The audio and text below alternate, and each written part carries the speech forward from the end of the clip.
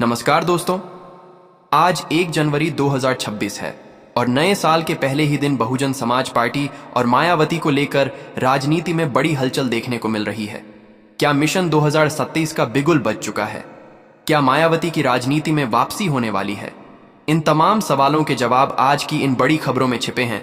इसलिए अगर आप भी बहन जी के सच्चे समर्थक हैं तो अभी चैनल को सब्सक्राइब करें और कमेंट में बीएसपी जरूर लिखें। अब सबसे पहले बात करते हैं मिशन 2027 के शंखनाद की, जहां मायावती ने नए साल पर कार्यकर्ताओं को साफ निर्देश दिया है कि बूथ जीतो अभियान को गांव-गांव तक मजबूत किया जाए, जिससे साफ है कि बीएसपी अब जमीनी स्तर पर पूरी ताकत से उतरने वाली है। बढ़ते हैं अगली खबर की ओर। दूसरी बड़ी खबर यह है कि 15 जनवरी 2026 को मायावती का 7वां जन्मदिन है, जिसे पार्टी जन कल्याणकारी दिवस के रूप में मनाएगी और इस मौके पर गरीबों को कंबल और फल वितरित किए जाएंगे, जिससे दलित पिछड़े वर्ग को साधने की रणनीति साफ दिखती है। बढ़ते हैं अगली खबर की ओर। तीसरी खबर आकाश आनंद की बढ़ती सक्रियता को लेकर है, जिन्हें 2026 में यूपी के साथ साथ अन्य चुनावी राज्यों में भी रैलियों और जनसभाओं की बड़ी जिम्मेदारी दी गई है, जिसे बीएसपी में लीडरशिप ट्रांजिशन का संकेत माना जा रहा है।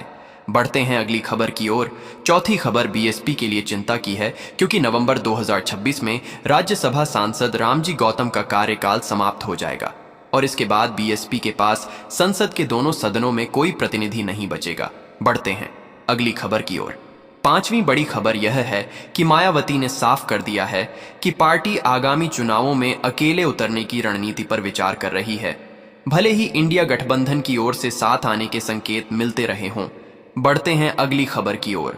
छठी खबर संगठनात्मक बदलाव को लेकर है, जहां पार्टी में नई जान फूंकने के लिए मायावती जल्द ही विधानसभा प्रभारियों की घोषणा कर सकती हैं और खुद जिलों में जाकर सरप्राइज विजिट के जरिए बूथ कमेटियों की समीक्षा करेंगी।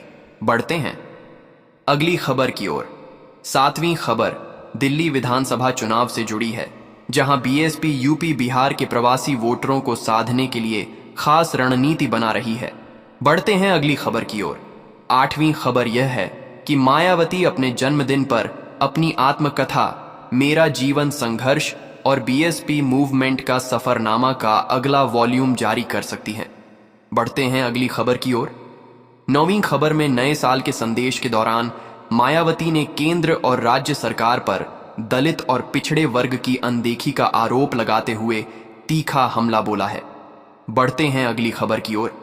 और आखिरी खबर ज्योतिषीय भविष्यवाणियों से जुड़ी है, जिनके अनुसार जून 2026 के बाद मायावती के राजनीतिक सितारे मजबूत होंगे और उनका वोट बैंक फिर से ताकत पकड़ सकता है। तो दोस्तों, ये थीं आज की 10 बड़ी खबरें।